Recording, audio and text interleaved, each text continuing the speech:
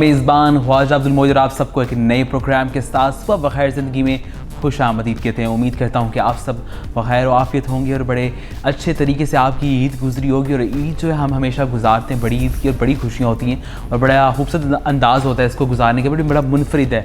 और यकीनन इसे हमें सिखाता भी, और यकीन इस बार भी हमने कुछ मज़ीद सबक सीखे। जहाँ कुर्बानी हमें बहुत सा सबक सिखाती है, वहीं इस बार कोरोना के साथ साथ हमें मज़ीद कुछ सबक सीखने को मिले हैं। और आज का प्रोग्राम भी हमेशा की तरह हम अब प्रोग्राम की तरफ बढ़ते हैं, उसके बारे में बात करते हैं कि आज प्रोग्राम में हम क्या बातें करने जा रहे हैं। आज प्रोग्राम हमारा एक बड़ा ही यूनिक होने जा रहा है और बड़ी मुनफरिद बातें भी होंगी। और जिस तरह कि मैं चाहता भी था कि बड़ी देर से हम कोशिश कर रहे थे कि हम ऐसा कुछ प्लान करें और इस तरह का प्रोग्राम आप लोगों के लिए सामने लेकर आएँ। और यकीनन आजकल के जो प्रोग्राम्स में कोशिश करूँ कि जो मुस्तकबिल के भी कुछ प्रोग्राम्स हैं वो इस तरह के हों कि हम मोटिवेशन क्रिएट कर सकें लोगों के लिए। और लोग जो इस वक्त पैनिक में जा चुके हैं उससे हट कर अब उस मौजू को हम मज़ीद डिस्कस नहीं करेंगे। जो मुसीबत हम पर आई है या अभी हम उससे गुजर रहे हैं उसको हम मज़ीद डिस्कस नहीं करेंगे तक, या उसका मज़ीद बर्डन महसूस नहीं करेंगे, बल्कि किस तरह हम इससे बाहर निकलें, या लोगों की ज़िंदगियों के बारे में हम बातचीत करके, या किस तरह लोगों के माजी में उन्होंने क्या क्या स्ट्रगल फेस की उसके बारे में बात करके हम देखें कि आज की जो स्ट्रगल है उसके सामने भी शायद फिर कम पड़ जाए। तो इस तरह के प्रोग्राम्स को करने का मकसद सिर्फ यही है कि हम इस तरह का एनवायरनमेंट क्रिएट करें जिसमें थोड़ा सी हेल्दी बातें और जो तमाम लोग सुनेंगे, ये जो प्रोडक्टिव लोग हैं, जो कुछ वाकई करना चाहते हैं माशरे में, जिनका थोड़ा विजन, जिनका पैशन है कुछ करने का या कुछ करके दिखाने का, अपने आप को प्रूव करने का, तो उन लोगों के लिए ये प्रोग्राम बेसिकली। और वो लोग स्क्रीन के सामने ज़रा बैठ जाएँ, क्योंकि आज का प्रोग्राम एक ऐसी स्टोरी के साथ होगा जिसकी स्टोरी जानकर इंशाल्लाह, और एक ऐसी स्टोरी जिसमें वाकई शायद किसी ने उस तरह की एक्सपेक्ट भी ना किया हो। लोग अपने मुस्तकबिल के लिए कुछ ना कुछ सोचते ज़रूर हैं कि हम मुस्तकबिल में ये हासिल करेंगे या ये मुकाम हासिल करना चाहते हैं। अगर हम आजकल के लोगों की बात करें तो हर डिपार्टमेंट की बात करें, क्योंकि मीडिया का स्टूडेंट है तो वो चाहता है कि कल को मीडिया डिपार्टमेंट में एक बढ़ चढ़ के सामने है। इस तरह कोई इंजीनियरिंग पढ़ रहा है या कोई मेडिकल पढ़ रहा है या कोई बाकी IT के शोबा जात हैं, या जितने भी तमाम शोबा जात जो एजुकेशन सिस्टम से नहीं भी वाबस्ता, उन लोगों को भी उनके भी कोई ना कोई विजन होता है, उन लोगों का भी एक मकसद होता है ज़िंदगी का, और एक ज़ाब्ता हयात के ज़रिए हम लोग अपनी ज़िंदगी गुजारते, एक ज़ाब्ता हयात होता है हर इंसान का। तो आज और एक प्रोग्राम के इससे पहले कि हम गुफ्तगू का आगाज़ करें, प्रोग्राम हमारे तो मेहमान जो स्टूडियो में मौजूद हैं, लेकिन मैं ये भी बता दूं कि जो हम रिकॉल मेमोरीज़ होती हैं, हम सुबह जब उठते हैं, क्योंकि सुबह बखैर ज़िंदगी की बात होती है, जब हम सुबह उठते हैं तो हम लोग जब अपने बिस्तर पर ही भी बैठे होते हैं तो हम पिछले दिन को थोड़ा बहुत उसका याद करते हैं कि किस तरह का गुजरा, या अक्सर लोग रात को सोने वक्त अपने दिन को याद करते हैं। तो ज़ाहिर है रिकॉल मेमोरीज़ का एक कॉन्सेप्ट होता है। इसी तरह इंसान किसी ना किसी मोड़ पर ज़िंदगी पे आके वहाँ ये भी सोचता है कि जो पीछे की माजी की ज़िंदगी गुजरी उसमें क्या क्या हासिल करना चाहिए था, या क्या क्या हासिल किया, या किस तरह की ज़िंदगी होनी चाहिए थी, क्या जो मैंने हासिल किया वो बहुत मेरे लिए काफ़ी था, या मुझे इससे बढ़कर मेहनत करनी चाहिए थी। तो इंसान के ये सोचने से इंसान को फिर से एक बार मोटिवेशन मिलती है। तो आज प्रोग्राम में हम एक शख्सियत को जिनको हमने मदऊ किया उनकी मेमोरीज़ को जो है रिकॉल करेंगे, याद करेंगे, और देखते हैं कि उनका जो हाफजा है वो कितना तेज़ है, और वो उनको जो अपनी यादें हैं, जो उनकी मेमोरीज़ उनको याद भी हैं, और जो उनके एक्सपीरियंसेस गुजरे यकीनन याद होंगे। बेशक वो तल्ख हों या वो खूबसूरत यादें हों, वो इंसान को हमेशा याद रहती हैं, और उन्हीं की बिना पर इंसान सीखता है और आगे बढ़ता है। और जो लोग अपनी यादें, जो अपने मेमोरीज़ भूल जाते हैं, मेरे ख्याल से कामयाबी उनको इतनी आसानी से नहीं मिलती, अगर मिल भी जाए तो वो ज़्यादा देर रहती नहीं है, फिर ज़वाल जो उनका मुकद्दर बनता है। तो आप लोगों के लिए ये बड़ी सीखने का मौका, तो हमारे साथ ही रहिए। तो आइए अपने मेहमान को गुफ्तगू में शामिल करते हैं और उनसे गुफ्तगू का आगाज़ करते हैं। हमारे साथ आज स्टूडियो में मौजूद हैं एग्जीक्यूटिव ब्रांच मैनेजर सुंदर फाउंडेशन सियालकोट, जनाब जाहिद महमूद खान। अस्सलाम वालेकुम सर। वालेकुम अस्सलाम सर, वेलकम टू शो। कैसे हैं आप? ठीक ठाक हैं? अल्हम्दुलिल्लाह। तबीयत ठीक है आपकी? अल्हम्दुलिल्लाह। कोरोना जा ही नहीं रहा, सबसे पहले थोड़ा सा इसको भी कर लेते हैं डिस्कस। और आज का जो आपको पता प्रोग्राम हम करने जा रहे हैं तो ये ज़्यादा हैं डिस्कस नहीं करेंगे, लेकिन इसके बाद ईद का जो एक कॉन्सेप्ट है वो इस कोरोना के दौरान अब बड़ी ज़ाहिर है वो एक मुनफरिद चीज़ है, तो वो कॉन्सेप्ट कैसा लग रहा है?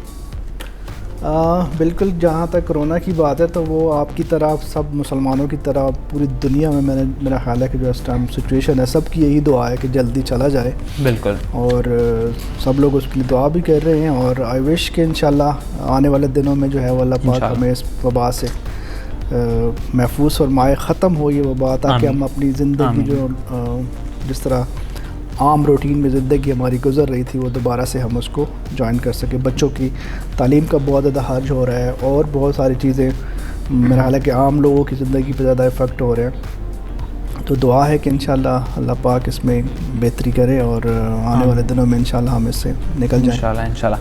अच्छा जनाब, जैसा कि आज आपको फॉर्मेट का पता है, प्रोग्राम का अनाउंस भी कर चुके और आपसे इस पे बात भी हो चुकी है। वो अलग बात है कि सवालात अभी तक कुछ सवालात पोशीदा हैं और तैयार हैं। आज पहले से हम आपसे हलफ भी लेंगे इस चीज़ का कि जो कहेंगे सच कहेंगे, क्योंकि आज आपकी सुंदस फाउंडेशन बहुत कम डिस्कस होगा, लेकिन वो तो होगा क्योंकि आपकी लाइफ में उसका भी वो सुंदस फाउंडेशन सियालकोट आपके बगैर नहीं है। और अगर आपकी बात करें तो आपके नाम से यकीनन ये अदारा ज़रूर जुड़ा रहता है, तो उसको भी डिस्कस करेंगे। लेकिन आज ज़्यादा हम आपकी ज़ाती ज़िंदगी और ज़ाती जो आपका माजी है उसके बारे में बातचीत करेंगे, मुस्तकबिल के बारे में भी करेंगे, क्या प्लान्स हैं। लेकिन आप सबसे पहले हलफ ले लें कि जो भी कहेंगे सच कहें। यही सबसे बड़ी मुश्किल बात थी और इसके लिए मेरा ख्याल है कि आप काफ़ी अरसे से लगे हुए थे कि हम ये करने जा रहे हैं, मैं टालता जा रहा था, लेकिन अभी आके आपने मुझे पकड़ लिया। तो चले इंशाल्लाह, मैं वैसे भी कोशिश मेरी यही होती है कि सच ही बोलूं, लेकिन इंशाल्लाह आपके उसके मुताबिक ज़रूर इंशाल्लाह। जी जनाब, तो जनाब आज यहाँ तक तो पहुँचे हैं, लेकिन यहाँ की मंजिल जिस पे भी मौजूद हैं इसको तो डिस्कस करेंगे, लेकिन पहले पीछे चलते हैं, वक्त पीछे लेके जाते हैं कि जाहिद साहब का बचपन आ गया है, उसकी जिक्र करते हैं। बचपन कैसा था?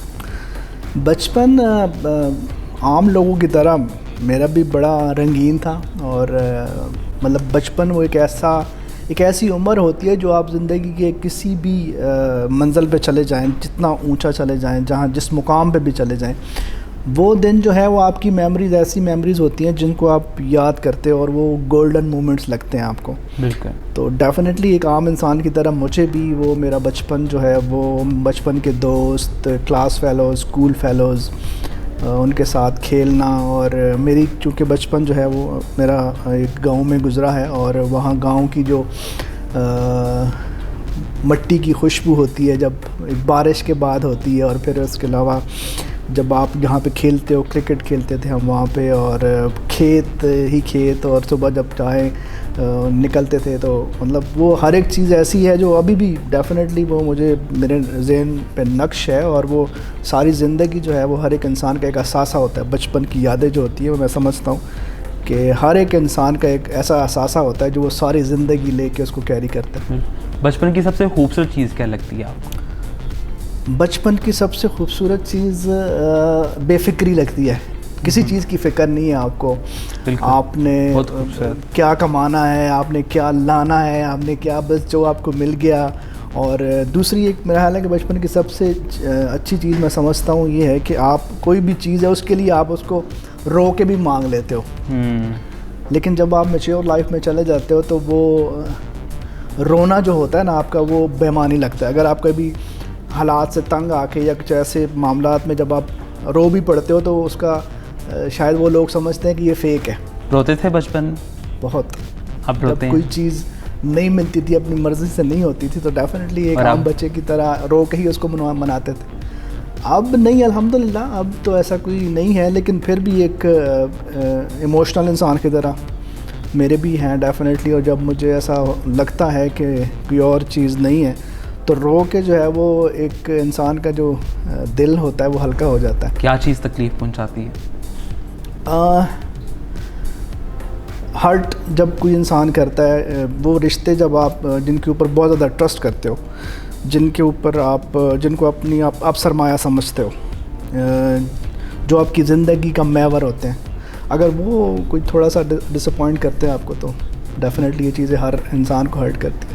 तो क्या समझें, डिसअपॉइंटमेंट हो तो क्या कदम आगे उठाने में मुश्किल या दुश्वारी होती है या नेगेटिव थॉट्स आती हैं? नहीं, नेगेटिव थॉट्स आती हैं, लेकिन उनको पॉजिटिव करना चाहिए हमेशा दूसरों की मजबूरी को भी समझना चाहिए। हो सकता है जो आप सोच रहे हों वो अगले बंदे की भी कुछ मजबूरियां हों उसमें, और वो डेफिनेटली उसमें शायद हो सकता है कि वो जो आप सोच रहे हो वो वैसा ना हो। तो हर एक इंसान की अपनी मजबूरियां होती हैं और नेगेटिव थॉट्स को हमेशा पॉजिटिव में कन्वर्ट करना चाहिए, और यही एक कामयाब इंसान की रिवायत होती है, और इसी के ऊपर कायम हो के एक इंसान अपनी कामयाबी की मंजिलें तय करता है। बिल्कुल। तो बचपन के साथ तो थोड़ा हम हट गए थे अपने, लेकिन अब बचपन थोड़ा सा आगे बढ़ते हैं। बचपन पहले हम डिस्कस करते हैं, जवानी की तरफ आएँ।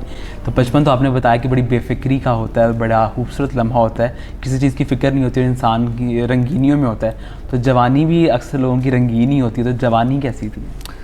अल्हम्दुलिल्लाह एक कामयाब इंसान की तरह और एक अच्छे इंसान की तरह डेफिनेटली इंसान की उम्र के कोई भी हिस्सा है, इंसान को उसको एंजॉय करना चाहिए। जहाँ अगर अल्लाह ताला ने आपको इस काबिल बनाया है, बल्कि इस काबिल क्या, आप कोई भी इंसान है वो आम नहीं है मेरे ख़्याल से, हर एक इंसान ख़ास है।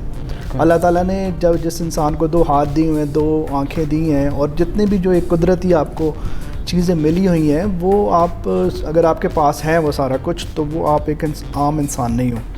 अब आपके ऊपर डिपेंड करता है कि जो अल्लाह ताला की तरफ से अगर कोई कमी नहीं है आपके अंदर, तो जो चीज़ें आपके बस में हैं उसको अच्छे तरीके से जो है वो यूटिलाइज़ करके, अपने स्किल्स को यूटिलाइज़ करके आप हर एक चीज़ को एंजॉय कर सकते हैं। वो चाहे बचपन है, वो चाहे जवानी है, वो चाहे बुढ़ापा है। जवानी में क्या गोल सेट किया था कि ये मुस्तकबिल में हासिल करूँगा इस मुकाम पे पहुँचना? अच्छा, मुझे बड़ी मज़े की बात है कि मैंने कभी ज़िंदगी में कोई गोल सेट नहीं किया, बस तवक्कल किया है। जब कोई, हाँ, एक चीज़ होती है, हर एक इंसान की ख्वाहिशात होती हैं, ड्रीम्स होते हैं, ख्वाब होते हैं, और उनको पाने की बस जस्तजू करनी चाहिए, लगन करनी चाहिए, मेहनत करनी चाहिए। और मैंने वही सब कुछ किया आज तक, जो चाहा, जो मांगा अल्लाह से, अल्लाह की ज़ात से मांगा, और अल्लाह ताला ने उस पता नहीं ऐसे दिया जो मुझे अभी भी ख्वाब लगता है कि मतलब सम टाइम मैं सोचता हूँ कि मैं जब भी किसी चीज़ की तरफ मैंने सोचा कि ये चीज़ या अल्लाह मेरे पास होनी चाहिए, और पता नहीं कैसे वो अल्लाह ताला झोली में डाल देता है।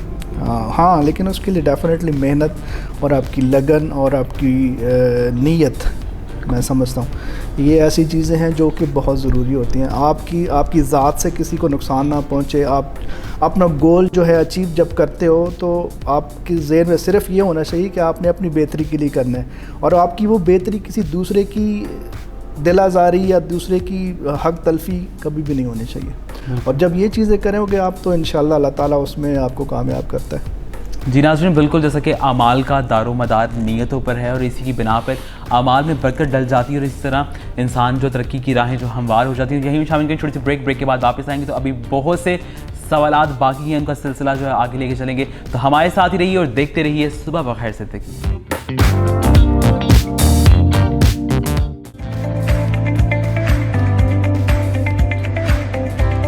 वेलकम बैक नाज़रीन, ब्रेक से वापस आ चुके हैं और आप देख रहे हैं प्रोग्राम सुबह बखैर ज़िंदगी। आज की इस सुबह में एक नई तजर्बे के साथ, एक नई शख्सियत के साथ आपकी खिदमत में मौजूद हैं, और यकीनन ये जो आज एक नया तजर्बा या एक नई बातें आपके सामने लेकर आए हैं, आपकी ज़िंदगी में बड़ी हेल्पफुल साबित होंगी। तो अपनी गुफ्तगू जहाँ से हमने उसको डिसकंटिन्यू किया था, वहीं से उसका आगाज़ करते हैं और पूछते हैं अपने आज के हमारे मेहमान से जो हमारे साथ मौजूद हैं। सर, जवानी का जिक्र कर रहे थे, तो ज़रा इब्तदाई तालीम का जिक्र करते हैं। कहाँ से इब्तदाई तालीम हासिल की? इब्तदाई तालीम मैंने मोहित को हार्ट, हमारा गांव है, वहाँ से ही मैंने की। मैट्रिक वहाँ से किया, एफ़ए वहाँ से किया। उसके बाद फिर क्योंकि मैंने सुंदर्स फाउंडेशन को बहुत अर्ली ज्वाइन कर लिया था, और उसके पीछे भी एक कहानी है कि थैलेसीमिया जिस पे हम काम कर रहे हैं उसमें ऑलरेडी हमारी फैमिली सफ़र कर रही थी। मेरा भतीजा जो है वो इसका शिकार था, और छोटे होते हुए जब हम उनको पेशावर लेके जाते थे ब्लड लगवाने के लिए, तो वो मैं सम टाइम चला जाता था साथ, तो वहाँ पे जाके बड़ी चीज़ें देखता था, इन बच्चों को देखता था, और क्योंकि एक अपनी फैमिली में एक मेंबर था और उसकी तकलीफ़ को देखता था, तो बस पता नहीं जहन में ऐसे आता था कि मैं कुछ इन बच्चों के लिए कर सकूं।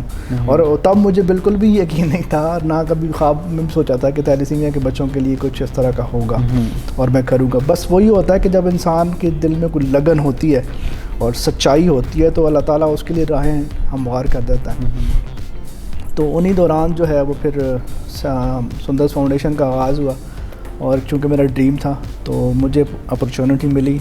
नहीं, अभी ये हम बढ़ेंगे इसकी तरफ किस तरह आगाज़ हो, ये भी हम जवानी में थोड़ा सा भी इसको यहाँ ही महदूद करते हैं जी। तो मैंने इब्तदाई तालीम तो वहाँ से ली, जी, वहाँ से, और तो उसके बाद फिर मैंने ग्रेजुएशन यहाँ पे आके की, क्योंकि मैं तो कभी लगा था कि गांव की तालीम हासिल करने वाला लड़का शहर में जाके इतने बड़े बड़े लोगों के दरमियान बैठ के उनके मुकाबले में आके और इतना बड़ी सीट संभालेगा? मैंने आपको पहले ही बताया मोहित, कभी भी मैंने इस तरह की कोई चीज़ मतलब गोल्स नहीं सेट किए थे कि मैं ये बनूँगा या मैं ये करूँगा या मैं इस तरफ जाऊंगा। बस अल्लाह ताला रास्ते जो है वो खोलता गया और मैं बढ़ता गया, और आज आपके सामने। ज़बरदस्त। तो वालिद साहब क्या करते थे?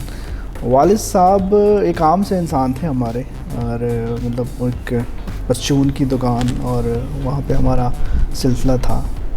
और लेकिन मैं ये समझता हूँ कि वो ऐसे इंसान थे कि जिन्होंने ज़िंदगी में बहुत से काम किए। एक काम अगर आप पूछना शुरू हो जाए ना कि क्या एक काम करते, तो मैं कभी भी नहीं बता सकूँगा एक कौन सा काम करते। उन्होंने बहुत सारे, उन्होंने मेहनत में कभी भी हार नहीं समझी। उन्होंने जो भी उनके सामने चीज़ आई कि ये इसमें मैं अपने बच्चों के लिए ज़्यादा उसमें कर सकता हूँ, तो उन्होंने किया। और मैं समझता हूँ कि मैं आज इस जगह पे पहुँच के अपने आप को सिर्फ़ और सिर्फ उसके पीछे अपने बाप की जो वो मेहनत है जो उन्होंने हम भाइयों को करने में की। मैं तो चूँकि सबसे छोटा था, उस तरह की चीज़ें मुझे वो नहीं करनी पड़ी, लेकिन मैं आज समझता हूँ कि मुझे वो सब कुछ याद आता है। तो मैं समझता हूँ कि वही उनकी मेहनत और उनका जो हक हलाल की जो वो रोज़ी जो अपनी वो मेहनत से कमा के हमें खिलाते थे, आज उसी का सिला है कि आज मैं इस मुकाम पे हूँ। बिल्कुल। भाइयों में छोटे थे क्या? कभी छोटे होने का फ़ायदा उठाया, लाड दिखाया माँ बाप को? डेफ़िनेटली जब आप छोटे होते हो तो लाड भी होते हैं और नखरे भी आपके होते हैं, उठाए भी जाते हैं।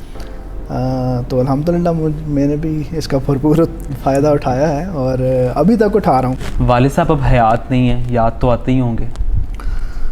हाँ, कौन सा तार छेड़ दिया मुझे आपने। 98 में उनकी डेथ हुई थी और मतलब मैंने अपना जब कैरियर स्टार्ट किया था तो उसके उसी साल ही उनकी डेथ हुई।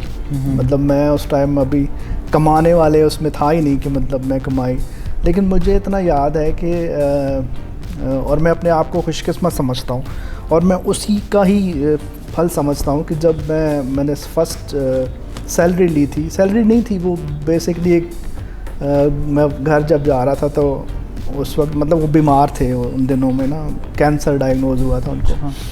तो मैं मतलब उनकी वफ़ात से तकरीबन 1 माह पहले, यानी 3-4 माह काम करने के बाद जब मैं घर गया तो मुझे वैसे ही कुछ खर्चे के लिए पैसे वगैरह दिए गए थे कि आप जाओ। और उस वक्त मेरा हाल हो गया 2000 रुपीज़ थे, 2000 रुपये। और 2000 रुपये में सबसे पहले मेरे दिल में यही ख्वाहिश थी कि जब मुझे मेरी ज़िंदगी की पहली कमाई मिलेगी तो मैं अपने घर वालों के लिए सूट वगैरह इस तरह की चीज़ें लेके तो मैं अपनी सबसे पहले जो है वो 2 लेके गया था, एक अपने वाले साहब के लिए और एक अपनी अम्मी के लिए। और जब वो लेके गया वहाँ पे तो मुझे बाद में बताया जाता था, क्योंकि वो बीमार थे उन दिनों में, तो वो मतलब वो सूट उन्होंने बार बार वो कहते थे कि यही मुझे पहनाएं धुलवा के, तो फिर वही पहनवाएं धुलवा के। तो कि मतलब वो बताते कि देखो जाहिद कल का मतलब छोटा सा था और आज ये मेरे लिए सूट लेकर आया। और मैं वो बातें सुनता हूँ तो मैं समझता हूँ कि वो मेरी सिस्टर्स बताती हैं कि मतलब वो ऐसी दुआएं करते थे कि वो वही दुआएं लगी हैं आपको, और मैं समझता हूँ उन्हीं की वजह है कि आज मैं इस मुकाम पर हूँ। वालदा के साथ कैसा रिश्ता? यकीन माँ का रिश्ता ममता से भरपूर और मोहब्बत से और बेलौस मोहब्बत उस रिश्ते से हमेशा मिलती है, तो उस रिश्ते से क्या ताल्लुक़ था, कैसा ताल्लुक़ था? अच्छा, माँ एक ऐसा रिश्ता है कि जिसके साथ कोई भी दुनिया का कोई भी इंसान है अपनी हर दिल की बात भी कर सकता है और वो एक सॉफ्ट कॉर्नर होता है उनके पास। बाप के हवाले से हमारे जो वाले साहब थे वो गुस्से के ज़रा तेज़ थे, लेकिन उनके साथ इतना नहीं था। हम मतलब उनके सामने बैठते भी बड़ा कम थे और वो उनकी और माँ के हवाले से माँ जो है वो उनके साथ बहुत अच्छी यादें हमेशा की तरह और हर एक इंसान की तरह उनको दिल की हर एक बात भी बताते थे। और उनके साथ चूँकि मैं छोटा था तो प्यार भी बहुत मिला और उन्हीं की वजह से नखरे भी उठाए जाते थे कि ये छोटा है इसको कुछ नहीं कहना और ये वो। तो लड़ते झगड़ते थे, भाइयों से मार पड़ती थी कभी? बहुत बड़े ज़्यादा, भाई बहुत ज़्यादा बहुत मार पड़ती थी। तो बहन भाइयों में किसके करीब थे ज़्यादा? बहनों के भाइयों के कोई ऐसा बहन भाई होता है जिसके जो आपके राज रखता है, जिससे आप अपनी बातें शेयर करते हैं, कोई ऐसा बहन भाई? अच्छा, भाइयों के साथ नहीं, लेकिन बहनों के सबके साथ मैं बहुत ज़्यादा फ्रेंक हूँ अभी तक। मतलब वो जब भी मैं चाहता हूँ, अभी मैं जब भी जाऊँ तो बहनें जो है अपने सारे मतलब घरों को छोड़ के ना, जहाँ पे भी मैंने रहना होता है तो वो सारे इकट्ठे हो जाते हैं और फिर वो सारी बातें, और फिर जब वापस आते हैं तो बड़ी मुश्किल होती है वहाँ से आते हुए भी। तो मैं लकी हूँ, बहुत ज़्यादा लकी हूँ कि मुझे मतलब बहुत खालिस प्यार मिला है अपने बहन भाइयों से। और ज़बरदस्त। तो कुहाट से ताल्लुक़ अब सियालकोट में ही होते हैं, ज़ाहिर है 21 साल हो गए यहाँ, इतना लंबा अरसा। तो अभी भी अगर आपसे पूछा जाए कि सियालकोट या कुहाट, इनमें से किसको चुनेंगे?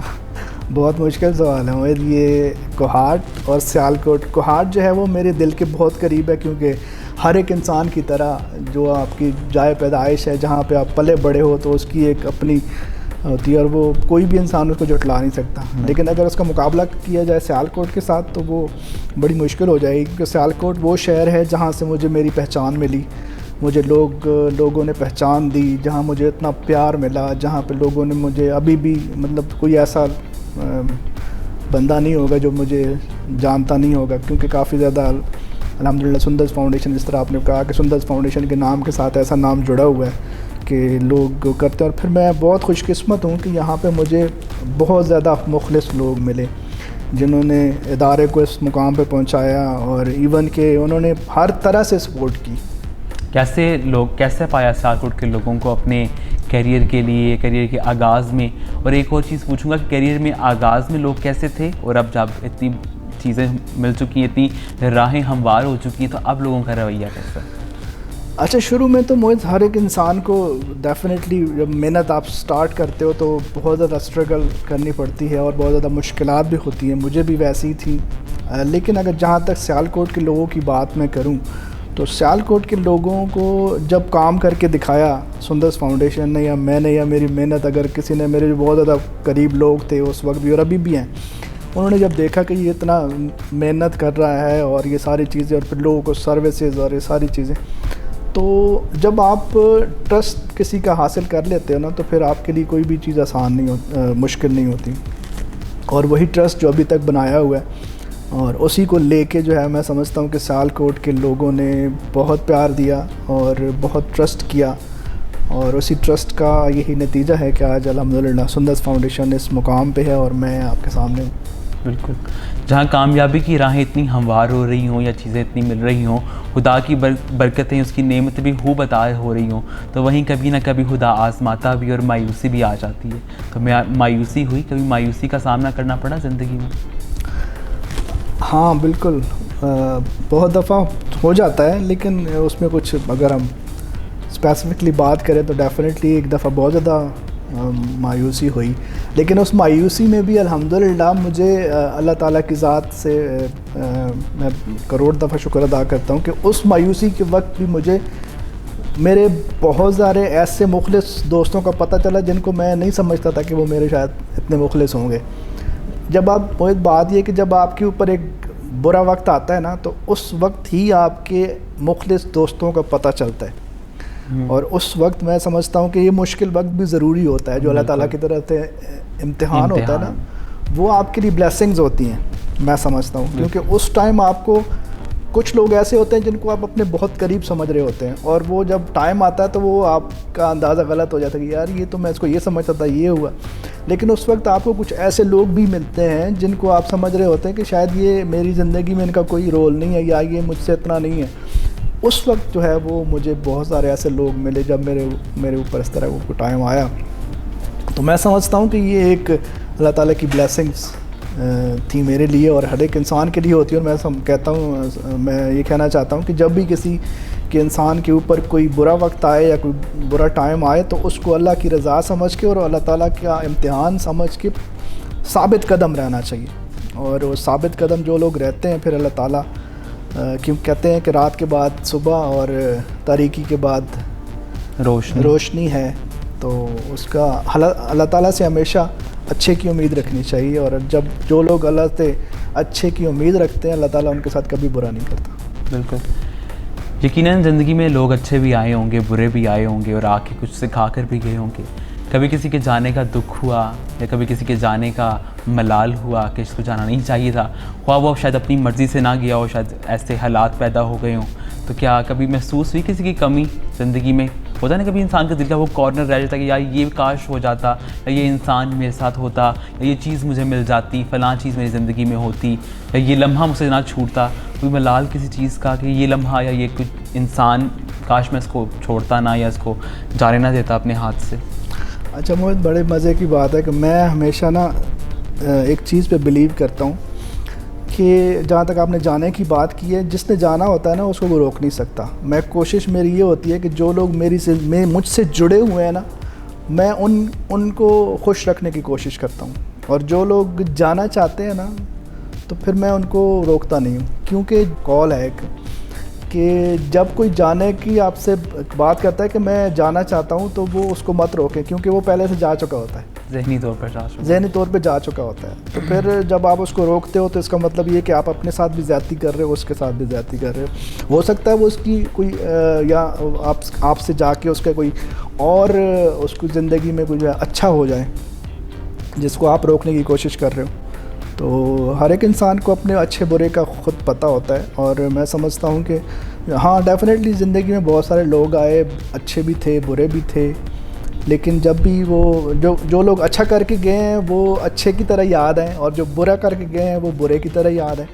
और मेरी ज़िंदगी का एक ही असूल है कि जब भी आप, और एक ही मैं समझता हूँ कि आपकी ज़िंदगी का एक बहुत बड़ा इनाम ये है कि जहाँ आप किसी के साथ टाइम गुजारते हो, अभी हमारा ये टाइम गुजर रहा है, तो आप इस टाइम को जो है वो पॉजिटिव वे में याद करो। यही आपकी सबसे बड़ी कमाई है। जब आप किसी से मिलो तो दोबारा जब आप मिलो या ना मिलो, वो बंदा आपको याद रखे कि यार उस बंदे के साथ मिला था और वो बहुत बहुत अच्छा था। बिल्कुल। कुछ लोग कहते हैं कि दिल की सुननी चाहिए, कुछ लोग कहते हैं दिमाग की सुननी चाहिए। जाहिद खान साहब दिल की सुनते हैं कि दिमाग की सुनते हैं? मैं दोनों से काम लेते हैं। वैसे दिमाग की सुननी चाहिए, लेकिन मैं दिल की सुनता हूँ। दिल की सुनते हैं? हाँ, वैसे सुननी दिमाग की चाहिए। दिल की कैसे सुनते हैं? मतलब जो दिल कह रहा होता है ना कि ये कर लें, ये करना चाहिए, क्योंकि उसमें ज़्यादा खुशी महसूस हो रही होती है। कैसे इस चीज़ का तयन करते हैं कि ये दिल कह रहा है या दिमाग कह रहा है? ये अंदर की फीलिंग्स होती हैं जो बताई नहीं जा सकती। बिल्कुल, तो एक्सप्लेन नहीं की जा सकती। हाँ। कुछ लोग कहते हैं कि तल्ख बात बर्दाश्त नहीं होती, लेकिन क्या मैंने बड़ों से सुना है कि तल्ख बात ही तो बर्दाश्त करनी होती है। क्या कहेंगे? ऐसा ही है, तल्ख बातें जो है वो वाकई वही तो बर्दाश्त करने के लिए होती है। जो अच्छी बात है उसको तो बर्दाश्त करने की ज़रूरत नहीं होती, वो तो आप हर बंदा ही मैं आपके अच्छा बोल रहा हूँ तो इसमें आपका क्या कमाल है, आप बर्दाश्त तो नहीं कर रहे। मैं आपको कोई गाली दूंगा या मैं आपके साथ तल्ख हूँगा, उसको आप बर्दाश्त करोगे तो ये आपका कमाल है। किसी के साथ अगर बात कर रही हूँ तो लहजा कड़वा लगता है कि अल्फाज कड़वे होते हैं ज़्यादा? क्या चीज़ ज़्यादा चुभती है दिल को? लहजे बहुत कुछ बता देते हैं। बिल्कुल। लहजे जो है वो इंसान का बता देते हैं। इंसान का अगर अल्फाज कड़वे भी हो ना, तो लहजा अगर अच्छा हो ना तो वो कड़वे अल्फाज भी मीठे लगते हैं। बिल्कुल। लेकिन अगर आपका लहजा ठीक नहीं है तो अच्छे अल्फाज भी आपको बुरे लगते हैं। बिल्कुल जी। नाज़रीन, मीठे से याद आया, आप भी इस वक्त क्योंकि सुबह का आगाज़ है तो मीठे से याद आ रहा है कि आप लोग भी मीठी मीठी चाय पिए ताकि आपका दिन भी आगे मज़ीद मीठा हो सके। और यहीं हमें शामिल करें छोटी सी ब्रेक के बाद वापस आएंगे तो अभी ऐसे ही मज़ीद कठिन सवालात का सामना करेंगे हमारे आज के मेहमान। हमारे साथ ही रहिए और देखते रहिए सुबह बखैर ज़िंदगी। वेलकम बैक नाज़रीन, ब्रेक से वापस आ चुके हैं आपकी खिदमत एक बार फिर से हाजिर। और आज का मुझे प्रोग्राम पर्सनली बड़ा पसंद आ रहा है और यकीनन आज मुझे लग रहा है कि वाकई प्रोग्राम का जो मेरा फॉर्मेट काफ़ी अच्छे से जहन में था वो पॉसिबल हो रहा है। अक्सर लोग कोऑपरेट नहीं कर पाते, ज़ाहिर है, कोई हम उनसे पूछ के उनकी पर्सनल ज़िंदगी के बारे में बात करते हैं। और यकीन आज शुक्र आपने कोऑपरेट किया हमारे साथ और आपने तमाम सवालों की मैं जितना एक्सपेक्ट कर रहा था जवाबात वैसे ही आप उसको दे रहे हैं। लेकिन अगर मुझे पता होता तो शायद मैं ना लेकिन अब आप आ चुके आप फंस चुके और हम आपको अब जाने नहीं देंगे। तो जनाब, हम काफ़ी सवालात तो हुए और हमने काफ़ी ये लहजों की अब बात कर रहे थे हम लोग ब्रेक पे जाने से पहले। तो यकीनन कामयाबी की अगर हम बात करें तो आपकी नज़र में कामयाबी क्या है, इसको किस तरह बयान करेंगे? कामयाबी, जैसे मैंने पहले ही बताया, वो आपकी कामयाबी यही है कि आपके जाने के बाद आपको लोग अच्छे अल्फाज से याद करें। आपका गुज़रा हुआ टाइम, आपका डिलीवर किया हुआ टाइम जो है वो दूसरों को अगर कोई खुशी दे देता है, कोई हंसी दे देता है, या उस आपकी कंपनी से लोग महजूज़ होते हैं, या आपने किसी के साथ कुछ ऐसा अच्छा कर दिया कि जिसकी वजह से वो सारी ज़िंदगी आपको दुआएं दे या आपको याद रखे। और यहाँ पे मैं एक और चीज़ कहना चाहूँगा, मैंने बहुत पहले एक बात सुनी हुई थी कि जब इंसान इस दुनिया से जाता है और जब वो जाए और उसके जाने के बाद 40 लोग ये गवाही दे दें कि जो मरने वाला था वो बहुत अच्छा था, बिल्कुल, तो आपकी बख्शिश हो जाती है। तो मैं समझता हूँ कि इंसान को वो 40 बंदे पूरे करने चाहिए। बिल्कुल, मैं उसी की तगोदों में लगा हूँ और वही इंसान कामयाब है, वो जो 40 बंदे अपनी ज़िंदगी में ले आता है, जो उसके मरने के बाद गवाही दे दे कि ये बंदा ठीक था। बिल्कुल ऐसे। तो कामयाबी तो आपके नज़दीकी है जो आपने बयान कर दी, तो नाकामी को किस तरह बयान करते हैं? नाकामी बिल्कुल इसकी अपोजिट है कि आपकी ज़िंदगी का कोई मकसद ना हो, आप दुनिया में आएँ, आम लोगों की तरह खाएं पिएं, मौज करें, मस्ती करें और चले जाएं। अपनी ज़िंदगी के लिए जिएं, अपने आप के लिए जिएं, अपने मफाद के लिए जिएं, सिर्फ़ अपने रिश्तों के लिए, अपने घर के लिए और अपनी आज़ाद के लिए जिएं और इस दुनिया से चले जाएं। तो मैं समझता हूँ ये नाकामी की ज़िंदगी है। बिल्कुल। कुछ दिन ऐसे होते हैं जब अगर हम बैठें तो याद करें पुराने लम्हों को, पुरानी यादों को, रिश्तों को, उनके साथ बीते लम्हात को, तो अक्सर इंसान बैठा बैठा हंस रहा होता है, उसको मालूम भी नहीं होता कि वक्त किस तरह गुजरता है। तो क्या आपका सबसे खूबसूरत लम्हा, best memory of the life किसे कहेंगे? बहुत सारी हैं, दोस्तों के साथ, अपनी फैमिली के साथ, अपने बच्चों के साथ, अपने घर वालों के साथ जो वक्त गुज़रता है आपका, वही सबसे अच्छा वक्त होता है। मुखलिस दोस्तों के साथ आप जितना भी टाइम गुजारते हो, या फिर वो टाइम जिसमें आप किसी की हेल्प करते हो, किसी के लिए अच्छा करते हो, तो यही टाइम जो है मैं समझता हूँ कि वो इंसान एंजॉय भी करता। मैं अपनी बात करूँगा, मैं एंजॉय भी करता हूँ और वो मेरी ज़िंदगी का जो है वो बेस्ट मोमेंट्स होते हैं। तो वर्स्ट मेमोरी क्या है आपकी ज़िंदगी की, जिसको याद करके दिल में कुछ अच्छी फीलिंग्स ना आती हों, या ये नहीं था होना चाहिए मेरी ज़िंदगी में? वर्स्ट मेमोरीज़ जो है वो बहुत कुछ टाइम ऐसा आया था कि जिसमें मुझे थोड़ी सी मतलब एक फीलिंग्स ऐसे आई थी कि ऐसे भी लोग होते हैं दुनिया में कि जो लोगों को चंद रुपयों के लिए, आज अपने मफाद के लिए दूसरे इंसान की ज़िंदगी के ऊपर जो है वो, या किसी के करैक्टर के ऊपर या किसी के ऊपर इस तरह की चीज़ें करके भी वो खुश रह सकते हैं या वो उसको कामयाबी समझते हैं। तो इस तरह के कुछ ऐसे लम्हात थे, कुछ ऐसे दिन थे जो मेरी ज़िंदगी के वर्स्ट थे। लेकिन मैं फिर भी कहूँगा कि उसको भी मैंने पॉजिटिव लिया और उस वक्त भी मुझे मेरे मुखलिस दोस्तों ने मुझे सहारा दिया और मुझे ये कहा कि आपको साबित कदम रहना है, और उसकी वजह से आज मैं मतलब उस चीज़ से निकला और मुझे पता चला कि मुझसे प्यार करने वाले लोग कितने हैं। और वो जो उस वक्त मुझे पता चला, वो शायद कभी भी ना पता चलता अगर इस तरह की कोई चीज़ मेरे शिकवा किया था उस वक्त खुदा से कि शायद ये क्यों मेरे साथ ऐसा हो गया, ऐसी मुसीबत मेरे पे क्यों डल गई? नहीं, नऊज़ बिल्लाह, कभी भी नहीं। उस वक्त तो स्पेशली नहीं, क्योंकि मैं उस वक्त भी अपने आप को ये समझ रहा था कि शायद कभी हो सकता है मुझसे कोई ऐसी गलती हो गई हो जिसकी मुझे मेरे ऊपर ये इम्तिहान आया हो या मुझे ये इसकी सज़ा मिली हो। उस वक्त भी मैं अपने आप को ही समझता था कि शायद कहीं पे मुझसे कोई ऐसी किसी की दिल आज़ारी या किसी को कुछ ऐसा हो गया हो जिसकी वजह से मुझे ये ऐसा हुआ। लेकिन अल्लाह से शिकवा तो कभी सोचा भी नहीं। बेशक तमाम इंसान ख़ताओं के पुतले हैं, तो कभी ऐसा किया कि गलती हो गई हो या किसी के साथ कोई ज़्यादती हो गई और बाद में उसका एहसास हुआ हो? बहुत दफ़ा होता है मुझे। मैं इंसान है, गलतियों का पुतला है, और इंसान अगर गलतियाँ नहीं करेगा तो फिर तो वो फरिश्ता है या फिर वो नऊज़ुबिल्लाह पैगंबर और फरिश्ते जो है वो इस चीज़ से पाक है। बाकी इंसान तो गलतियों का ही बना हुआ है। तो डेफ़िनेटली मुझे बहुत दफ़ा ऐसा होता है, लेकिन जब भी मुझे ये एहसास होता है तो मैं अपने आप को वो कर लेता हूँ कि यार यहाँ एडमिट करता हूँ कि मुझे यहाँ पे मुझसे ये गलती हुई है। साहिदान गलती करके माफ़ी मांग लेते हैं या मुंह फेर लेते हैं?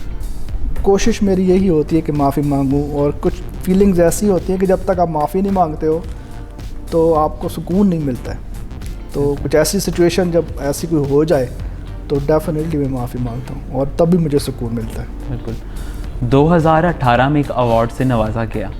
लफ्ज़ शाहीन कहने को तो बहुत बड़ा लफ्ज़ है, आपके साथ जुड़ गया। शाहीन अवार्ड सियालकोट की धरती ने आपको दिया, आपकी खिदमत के एवज़। कैसा लगा?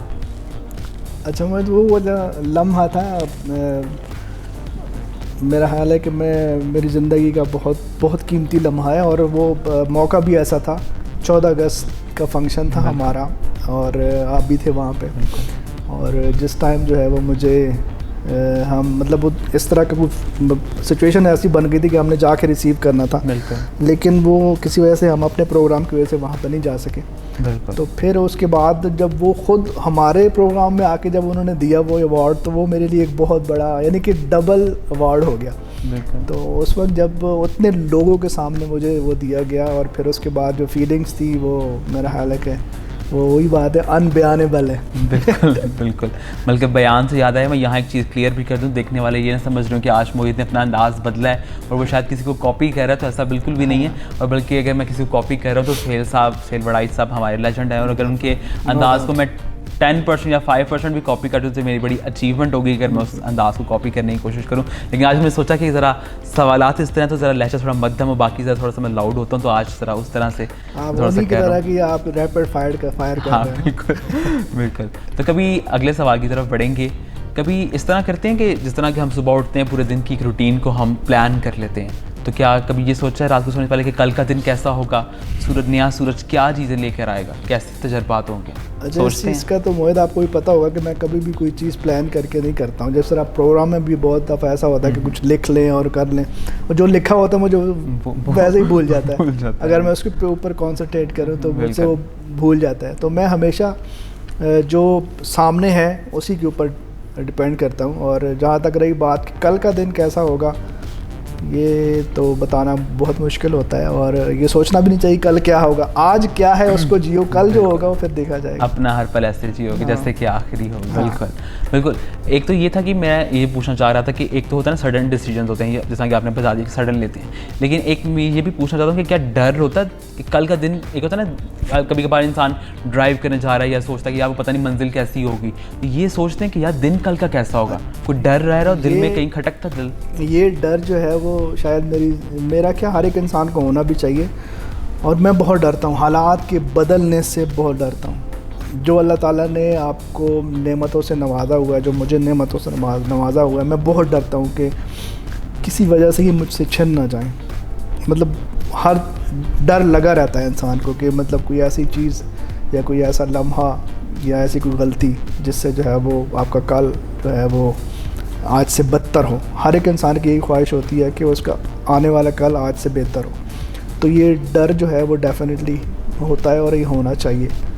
इंसान की ज़िंदगी में सुकून बहुत ज़रूरी है। सुकून किस तरह तलाश करते हैं? सुकून हमेशा जो है वो अल्लाह ताला की याद में ही है। जैसे कुरान पाक में भी है कि अगर आप सुकून की तलाश चाहते हो तो वो ज़िक्र इलाही में है, अल्लाह के ज़िक्र में। नमाज 5 वक्त नमाज पढ़ के और ज़िक्र इलाही अगर आपके ज़ुबान पे है, आपके दिल में है, तो आप सुकून में हो। इसके अलावा आप कहीं भी सुकून दुनिया में ढूंढ लो, आपको सुकून नहीं मिल सकता। चाहे आप जितने मर्ज़ी कामयाब हों, चाहे आप जिस मुकाम पे हों, जहाँ मर्ज़ी चले जाएं, लेकिन असल जो सुकून है वो याद इलाही में है। बिल्कुल। 4 बच्चे हैं माशाल्लाह आपके, तो क्या लगता है कि चारों के साथ इंसाफ कर रहे हैं, वक्त दे पाते हैं उनको? हाँ, शायद हो सकता है कहीं, लेकिन मेरा जो असल, वो भी इस चीज़ को यार समझते हैं कि मेरी ज़िंदगी का जो मेन मकसद है वो सुंदर्स फाउंडेशन और ये बच्चे हैं। डेफिनेटली सफ़र करते हैं। अब तो खैर वो छोटे थे तब तो नहीं, अब थोड़ा सा है कि मैं फिर भी कोशिश करता हूँ कि ज़्यादा से ज़्यादा टाइम अपनी फैमिली, अब जिस तरह संडे होता है मेरा कोशिश होती है घर पे सारा हो, और वैसे ही मेरी ज़िंदगी ऑफिस और घर के दरमियान ही शटल कॉक हूँ। तो कोशिश यही होती है कि बच्चों को जितना टाइम दे सकूँ। बिल्कुल। बाप हमेशा बेटियों से ज़्यादा प्यार करते हैं, तो आप अपने बच्चों में किससे ज़्यादा प्यार करते हैं? बेटी से, डेफिनेटली बेटी से। और वो तो बेटे इस पे एतराज़ नहीं करते हैं। मेरा ख्याल है कि बहुत दफ़ा ये एतराज़ होता है उनकी तरफ से कि हमें वो अटेंशन नहीं मिलती जो नूर को मिलती है। बिल्कुल। तो बेटियां, मैं समझता हूँ कि ये होना भी चाहिए, अल्लाह ताला की तरफ से भी है कि हमेशा जब भी आप कोई चीज़ लेके आओ अपनी बेटी के हाथ में दो। बिल्कुल। ताकि उसको जो है वो इनसिक्योर ना हो। मतलब भाई तो बेटों का क्या है, वो तो कल को मतलब अपनी एक दुनिया बना लेते हैं, लेकिन बेटियां जो होती हैं वो मैं समझता हूँ कि वो हमेशा टेंशन मिलनी चाहिए उनको। और मैं एक और बात भी ये है कि जितना ख्याल मेरा वो रखती है शायद बेटे नहीं रखते, शायद रखते हों लेकिन वो इजहार नहीं कर पाते, इजहार नहीं कर पाते होंगे। लेकिन वो जहाँ तक उसकी बात है तो वो जितनी देर में घर हूँ वो मेरे आसपास ही है। ये हुआ इवन कि अब तो वो जब मैं घर जाऊँ तो सबसे पहला उसका सवाल ये होता है, और जब मैं जाता हूँ घर तो सबसे पहला इस्तकबाल उसका होता है, मुझे करती है। और फिर उसके बाद पानी लेके आना, फिर मेरे साथ बैठना, फिर ये पूछती है, बाकायदा पूछती है कि आज का दिन कैसा गुजरा। तो जब इतना कुछ होता है तो डेफिनेटली ये चीज़ें आपको इंस्पायर करती है। कम उम्री में शादी हो गई थी, तो क्या ये एक अलग तजर्बा था? हाँ, अलग तजर्बा था और बड़ा अच्छा तजर्बा था, ऐसा होना भी चाहिए। जब मैरिज लव या arrange? Totally arrange. Totally arrange. हाँ। आपकी अरेंज थी, लेकिन बाकियों के लिए क्या मशवरा? उनका नहीं पता मुझे लेकिन ये हालात पे डिपेंड करता है। हाँ, लेकिन शायद उस टाइम मैं एक बात कहता हूँ कि वालिदैन के जो फैसले होते हैं ना, वो कभी गलत नहीं होते। इंसान सम टाइम ये सोच रहा होता है कि शायद हमारे वालिदैन ने हमारे लिए कोई फ़ैसला अच्छा नहीं किया, लेकिन वो उनका अगर वक्ती तौर पे या उनके आप हमारे ख़्याल से अगर वो फ़ैसला गलत भी हो, तो उनकी नीयतें और उनकी दुआओं से वो गलत फ़ैसले भी सही हो जाते। कभी मोहब्बत हुई है?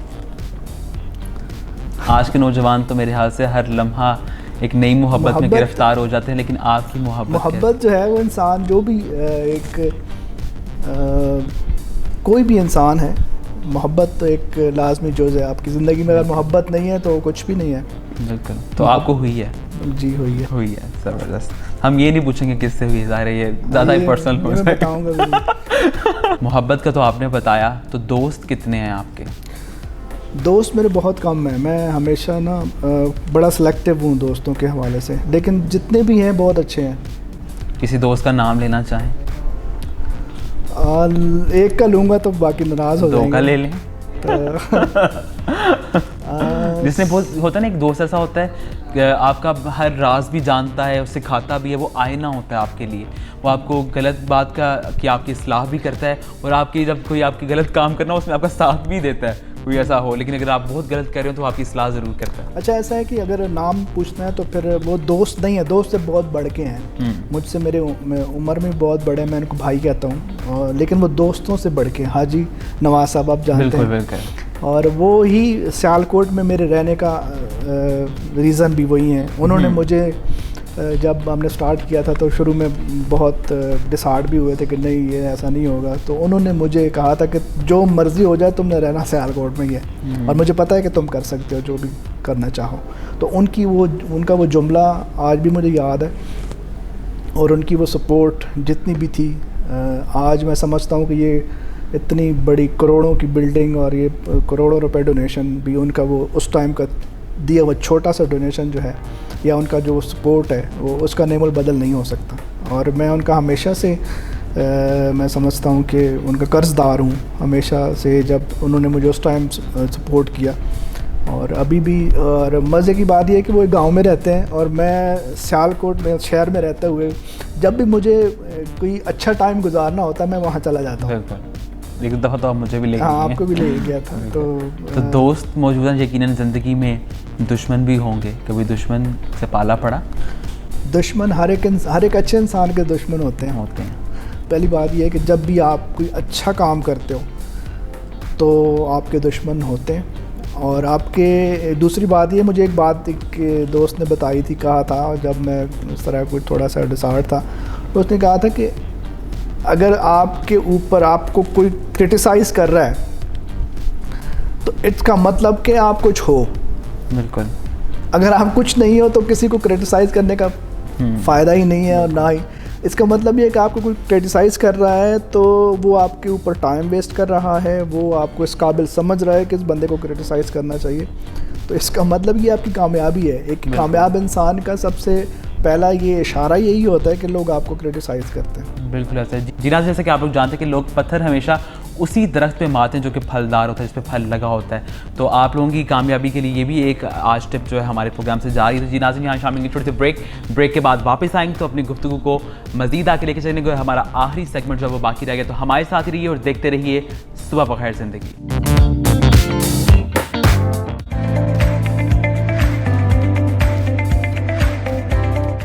अस्सलामुअलैकुम नाज़रीन, मैं हूं आपका मेज़बान ख्वाजा अब्दुल मोजर, आप सबको एक नए प्रोग्राम के साथ सुबह बखैर ज़िंदगी में खुश आमदीद कहते हैं। उम्मीद करता हूं कि आप सब बखैर और आफियत होंगे और बड़े अच्छे तरीके से आपकी ईद गुजरी होगी। और ईद जो है हम हमेशा गुजारते हैं, बड़ी ईद की और बड़ी खुशियाँ होती हैं और बड़ा खूबसूरत अंदाज़ होता है इसको गुजारने के, बड़ा मुनफरिद है।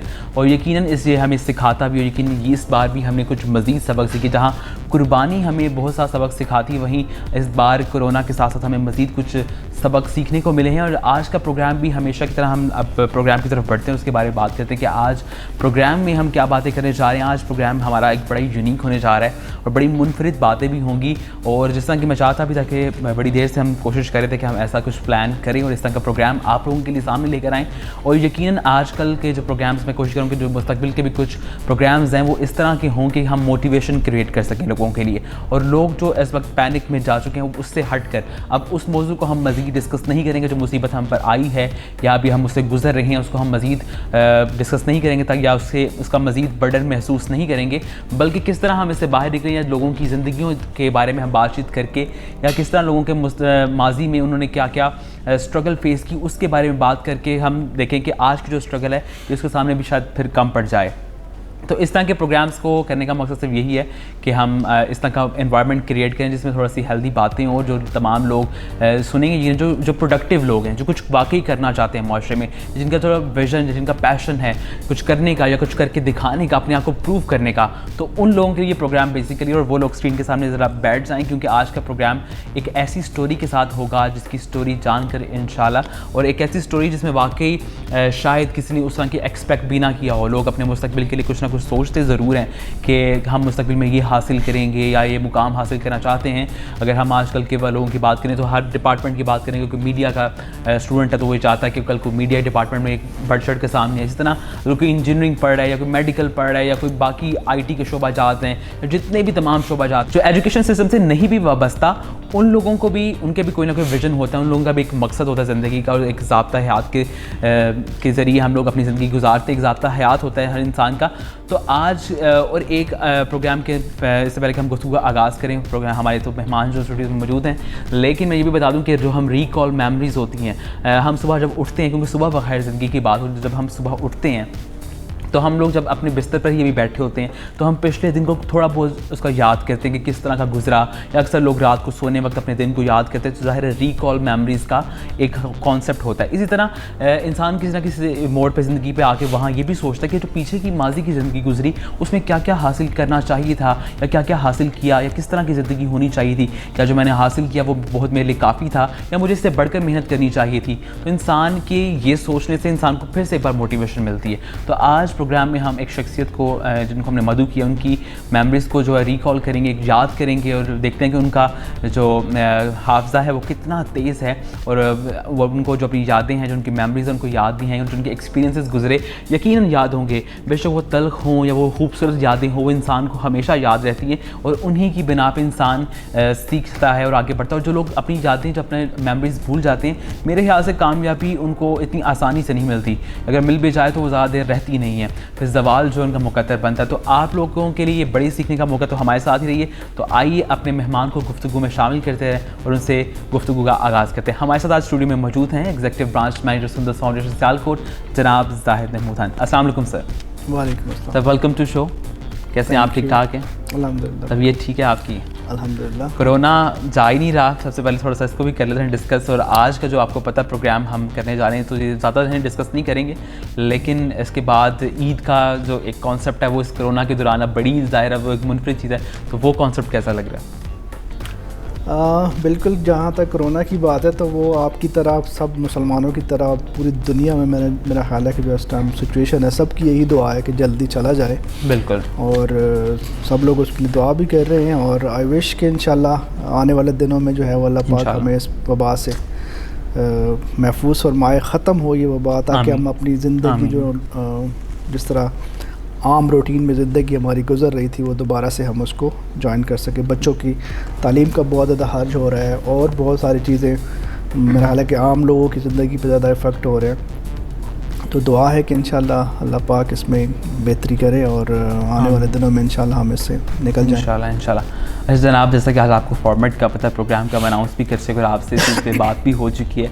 वो अलग बात है कि सवालात अभी तक कुछ सवालात पोशीद हैं और तैयार हैं। आज पहले से हम आपसे हलफ भी लेंगे इस चीज़ का कि जो कहेंगे सच कहेंगे, क्योंकि आज आपकी सुंदर फाउंडेशन बहुत कम डिस्कस होगा, लेकिन वो तो होगा क्योंकि आपकी लाइफ में उसका भी वो सुंदर फाउंडेशन सियालकोट आपके बगैर नहीं। और अगर आपकी बात करें तो आपके नाम से यकीनन इंस्टीट्यूशन या इदारा ज़रूर जुड़ा रहता है, तो उसको भी डिस्कस करेंगे। लेकिन आज ज़्यादा हम आपकी ज़ाती ज़िंदगी और ज़ाती जो आपका माजी है उसके बारे में बातचीत करेंगे, मुस्तकबिल के बारे में भी करेंगे, क्या प्लान्स हैं।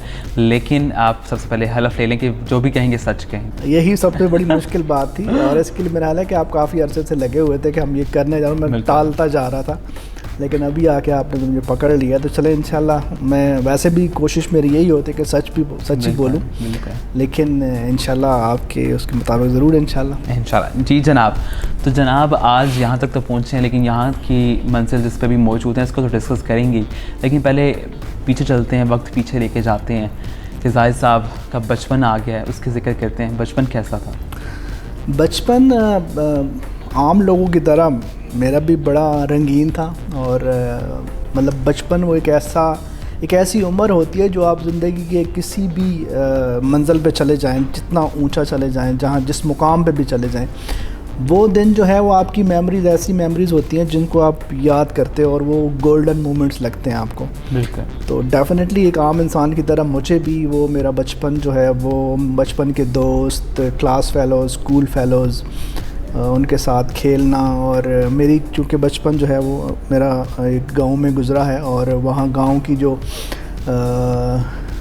मिट्टी की खुशबू होती है जब एक बारिश के बाद होती है, और फिर उसके अलावा जब आप यहाँ पे खेलते हो, क्रिकेट खेलते थे हम वहाँ पे, और खेत और सुबह जब चाहे निकलते थे, तो मतलब वो हर एक चीज़ ऐसी है जो अभी भी डेफिनेटली वो मुझे मेरे ज़हन पे नक्श है। और वो सारी ज़िंदगी जो है वो हर एक इंसान का एक अहसासा होता है। बचपन की यादें जो होती है मैं समझता हूँ कि हर एक इंसान का एक ऐसा अहसासा होता है जो वो सारी ज़िंदगी लेके उसको कैरी करता है। बचपन की सबसे खूबसूरत चीज़ क्या लगती है आपको? बचपन की सबसे खूबसूरत चीज़ बेफिक्री लगती है। किसी चीज़ की फ़िक्र नहीं है आपको, आपने क्या कमाना है, आपने क्या लाना है, आपने क्या, बस जो आपको मिल गया। और दूसरी एक मेरा ख्याल है कि बचपन की सबसे अच्छी चीज़ मैं समझता हूँ ये है कि आप कोई भी चीज़ है उसके लिए आप उसको रो के भी मांग लेते हो, लेकिन जब आप मैच्योर लाइफ में चले जाते हो तो वो रोना जो होता है ना आपका, वो बेमानी लगता है। अगर आप कभी हालात से तंग आके या कुछ ऐसे मामलात में जब आप रो भी पड़ते हो तो उसका शायद वो लोग समझते हैं कि ये फ़ेक है। रोते थे बचपन? बहुत। अब रोते हैं? कोई चीज़ नहीं मिलती थी, अपनी मर्ज़ी से नहीं होती थी, तो डेफिनेटली एक आम बच्चे की तरह रो के ही उसको मनाते थे। अब नहीं, अल्हम्दुलिल्लाह अब तो ऐसा कोई नहीं है, लेकिन फिर भी एक इमोशनल इंसान की तरह मेरे भी हैं डेफिनेटली। और जब मुझे ऐसा लगता है कि कोई और चीज़ नहीं है तो रो के जो है वो एक इंसान का जो दिल होता है वो हल्का हो जाता है। क्या चीज़ तकलीफ़ पहुंचाती है? हर्ट जब कोई इंसान करता है, वो रिश्ते जब आप जिनके ऊपर बहुत ज़्यादा ट्रस्ट करते हो, जिनके ऊपर जिनको अपनी आप सरमाया समझते हो, जो आपकी ज़िंदगी का महवर होते हैं, अगर वो कोई थोड़ा सा डिसअपॉइंट करते हैं आपको तो डेफिनेटली ये चीज़ें हर इंसान को हर्ट करती हैं। तो क्या समझें, डिसअपॉइंटमेंट हो तो क्या कदम आगे उठाने में मुश्किल या दुश्वारी होती है या नेगेटिव थॉट्स आती हैं? नहीं, नेगेटिव थॉट्स आती हैं, लेकिन उनको पॉजिटिव करना चाहिए हमेशा दूसरों की मजबूरी को भी समझना चाहिए। हो सकता है जो आप सोच रहे हों वो अगले बंदे की भी कुछ मजबूरियां हों उसमें, और वो डेफिनेटली उसमें शायद हो सकता है कि वो जो आप सोच रहे हो वो वैसा ना हो। तो हर एक इंसान की अपनी मजबूरियां होती हैं और नेगेटिव थॉट्स को हमेशा पॉजिटिव में कन्वर्ट करना चाहिए, और यही एक कामयाब इंसान की रिवायत होती है, और इसी के ऊपर कायम हो के एक इंसान अपनी कामयाबी की मंजिलें तय करता है। बिल्कुल। तो बचपन के साथ तो थोड़ा हम हट गए थे अपने, लेकिन अब बचपन थोड़ा सा आगे बढ़ते हैं। बचपन पहले हम डिस्कस करते हैं, जवानी की तरफ आएँ। तो बचपन तो आपने बताया कि बड़ी बेफिक्री का होता है, बड़ा खूबसूरत लम्हा होता है, किसी चीज़ की फ़िक्र नहीं होती और इंसान की रंगीनियों में होता है। तो जवानी भी अक्सर लोगों की रंगीन ही होती है, तो जवानी कैसी थी? अल्हम्दुलिल्लाह एक कामयाब इंसान की तरह और एक अच्छे इंसान की तरह डेफिनेटली इंसान की उम्र के कोई भी हिस्सा है, इंसान को उसको एंजॉय करना चाहिए। जहाँ अगर अल्लाह ताला ने आपको इस काबिल बनाया है, बल्कि इस काबिल क्या, आप कोई भी इंसान है वो आम नहीं है। मेरे ख़्याल से हर एक इंसान ख़ास है। अल्लाह ताला ने जब जिस इंसान को 2 हाथ दिए हुए हैं, 2 आँखें दी हैं, और जितने भी जो एक कुदरती आपको चीज़ें मिली हुई हैं, वो आप अगर आपके पास है वो सारा कुछ, तो वो आप एक आम इंसान नहीं हो। अब आपके ऊपर डिपेंड करता है कि जो अल्लाह ताला की तरफ से अगर कोई कमी नहीं है आपके अंदर, तो जो चीज़ें आपके बस में हैं उसको अच्छे तरीके से जो है वो यूटिलाइज़ करके, अपने स्किल्स को यूटिलाइज़ करके आप हर एक चीज़ को एंजॉय कर सकते हैं। वो चाहे बचपन है, वो चाहे जवानी है, वो चाहे बुढ़ापा है। जवानी में क्या गोल सेट किया था कि ये मुस्तकबिल में हासिल करूँगा, इस मुकाम पे पहुँचना? अच्छा, मुझे बड़ी मज़े की बात है कि मैंने कभी ज़िंदगी में कोई गोल सेट नहीं किया, बस तवक्कल किया है। जब कोई, हाँ, एक चीज़ होती है, हर एक इंसान की ख्वाहिशात होती हैं, ड्रीम्स होते हैं, ख्वाब होते हैं, और उनको पाने की बस जस्तजू करनी चाहिए, लगन करनी चाहिए, मेहनत करनी चाहिए। और मैंने वही सब कुछ किया आज तक, जो चाहा, जो मांगा अल्लाह से, अल्लाह की ज़ात से मांगा, और अल्लाह ताला ने उस पता नहीं ऐसे दिया जो मुझे अभी भी ख्वाब लगता है कि मतलब सम टाइम मैं सोचता हूँ कि मैं जब भी किसी चीज़ की तरफ मैंने सोचा कि ये चीज़ या अल्लाह मेरे पास होनी चाहिए, और पता नहीं कैसे वो अल्लाह ताला झोली में डाल देता है। हाँ, लेकिन उसके लिए डेफिनेटली मेहनत और आपकी लगन और आपकी नीयत, मैं समझता हूँ ये ऐसी चीज़ें हैं जो कि बहुत ज़रूरी होती हैं। आपकी ज़ात से किसी को नुकसान ना पहुँचे। आप अपना गोल जो है अचीव जब करते हो तो आपकी ज़हन में सिर्फ ये होना चाहिए कि आपने अपनी बेहतरी के लिए करना है, और आपकी वो बेहतरी किसी दूसरे की दिल आज़ारी या दूसरे की हक तलफ़ी कभी भी नहीं होनी चाहिए। और जब ये चीज़ें करोगे आप तो इंशाअल्लाह अल्लाह ताला उसमें आपको कामयाब करता है।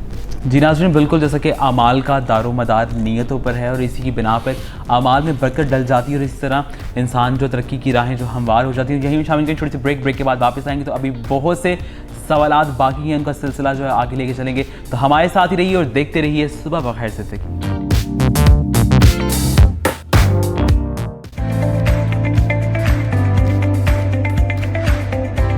वेलकम बैक नाज़रीन, ब्रेक से वापस आ चुके हैं और आप देख रहे हैं सुबह बखैर ज़िंदगी, और हमारा आखिरी सेगमेंट इख्तिताम की तरफ बढ़े। लेकिन आज के इस प्रोग्राम का से सिर्फ इख्तिताम करेंगे, लेकिन यकीनन हमारा जो साथ है सर, आज काफ़ी मज़ीद गुफ्तगू हुई, उम्मीद है कि इसी तरह वाबस्ता रहे। बल्कि कभी काफ़ी सवालात हुए, अब मेरे दिन वैसे भी आ गया, मैंने साथ वाबस्ता रहे की बात की, तो मेरे साथ भी माशाल्लाह हमारी काफ़ी अच्छी बॉन्डिंग, अगर हम यहाँ प्रोफेशनली से हट के भी देखें तो कभी मेरी तरफ से भी मायूसी हुई है। हाँ, वही है। क्योंकि अभी हाल ही में हुई है, तो इसलिए मैंने पूछना, बताना चाहेंगे? बिल्कुल हुई है, और मैं कभी भी एक्सपेक्ट नहीं कर रहा था। अच्छा, तो अभी वो पूछता है सारा कुछ तो बता देता।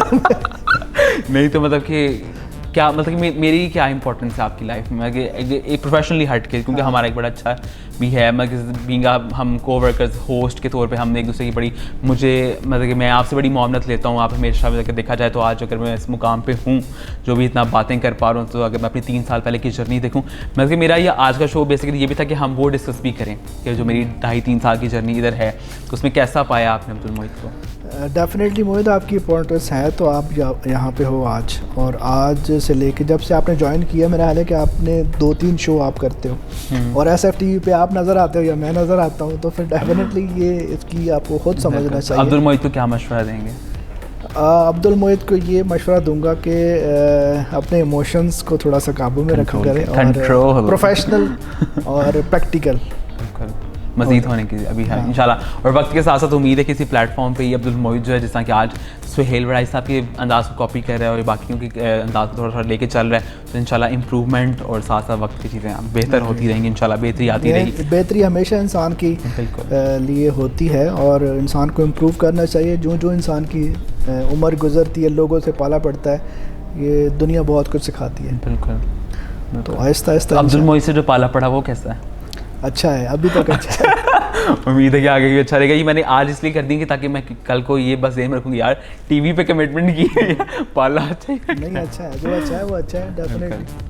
जी जनाब, तो अभी कुछ गेम्स हम लोग शामिल कर रहे हैं, काफ़ी संजीदा बातें आज हुई हैं, और इस्लाह थी यकीनन मेरी भी, और मैं इस तमाम चीज़ें इसलिए डिस्कस कर रहा था, बल्कि मैं जब भी किसी के पास बैठता हूँ मैं उसकी पर्सनल लाइफ बहुत पूछता हूँ। इंशाल्लाह कभी मौका मिले तो मैं आपको अपनी भी बताऊँगा कि जितना मैंने मतलब स्ट्रगल किया है। एक प्रोग्राम मुझे भी आपके साथ बिल्कुल, और बड़े मज़े की स्ट्रगल है, बल्कि शायद जिस तरह कभी इन्होंने इमोशंस की बात की तो शायद मैं उस वक्त भी इमोशंस कंट्रोल ना कर पाऊँ, लेकिन मैं अमूमन अभी तक लोगों को हंस के ही बताता हूँ। ज़्यादातर मेरा अंदाज़ ज़्यादा भी वैसे फ़नी है, और अभी हम लोगों का एक गया भी है यहाँ शो काफ़ी इसमें फ़नी कैरेक्टर था, लेकिन आप लोगों ने पसंद किया होगा।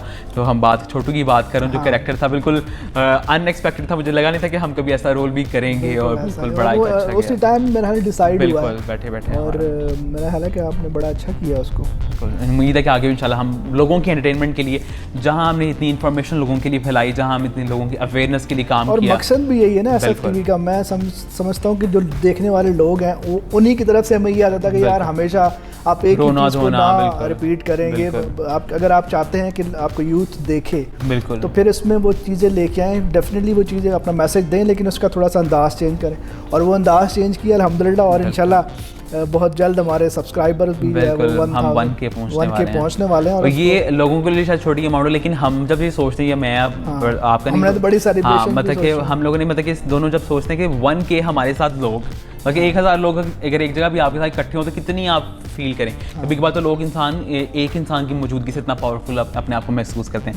तो अल्हम्दुलिल्लाह इसके अलावा फेसबुक पे हमारे माशाल्लाह काफ़ी 3-4 हज़ार से ऊपर हैं, तो भी बड़ा अच्छा यहाँ पे बनता है कि लोग आप कहें कि जी और ज़्यादा हमारी फैमिली। जी जनाब, क्योंकि हमने जब स्टार्ट की, मुझे आज तक याद है कि 2.5 साल पहले जब मैंने अनाउंसमेंट की थी सुबह बखैर ज़िंदगी की, तो बाकी प्रोग्राम्स की, तो हमने ये जुमला तब भी हमने कहा था कि अगर हमारे चैनल सक्सेसफुल हो जाता है तो सिर्फ ये नहीं कि सिर्फ इससे अवेयरनेस फैलेगी और इससे बाकी चीज़ें भी, साथ साथ इस इदारे को भी सपोर्ट मिलेगी और इस चैनल के जो अखराजात हैं उनको उनके लिए बड़ी मामनत बनेगी। तो आप लोग समझते हैं कि एक मोनेटाइजेशन और इन तमाम चीज़ों का एक सिलसिला होता है यूट्यूब के ऊपर। तो भी हम करीब हैं 1K के, तो जितना आप लोग इसको शेयर करेंगे और साथ ही साथ इसको दुनिया भर में फैलाएं, क्योंकि हमने थैलेसीमिया का जो पैगाम है, सुंदर फाउंडेशन की बात करें या SFTV की बात करें, तो शायद वो सियालकोट या पाकिस्तान तक तो महदूद रहे।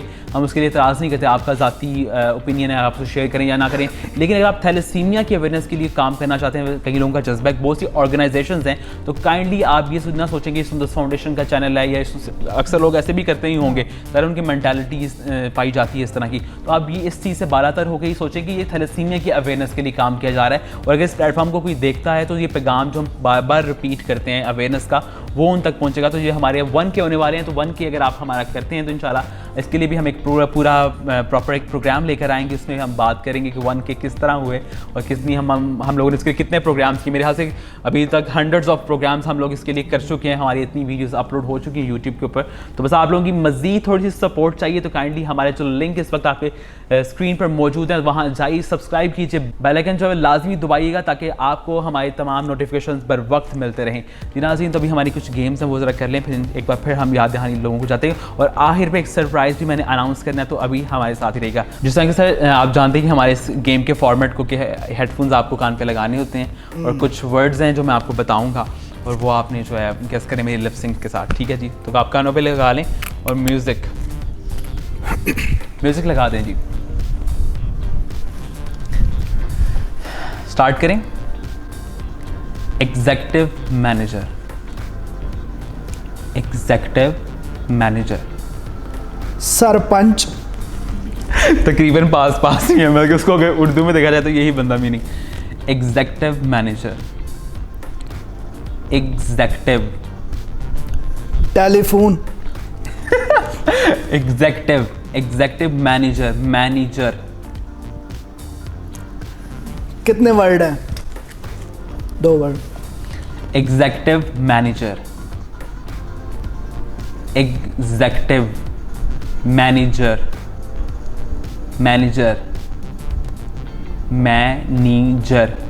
5 मैं पैर। मैं 5 मैनेजर। पंच। मैनेजर। पैसे। मैनेजर। Executive manager. तार मैं बोल रहा था एग्जीक्यूटिव मैनेजर। आपने आपके ना लिप सिंक नहीं पड़ी जाती। थोड़ा ज़्यादा ये वर्ड भी इंग्लिश का तो ऐसा इसलिए भी हो रहा है। अब नेक्स्ट जो वर्ड है वो करते हैं, तो वो देखते हैं आप करते 3 वर्ड्स हम करेंगे टोटल। रात की रंगीनी। रात की रंगीनी।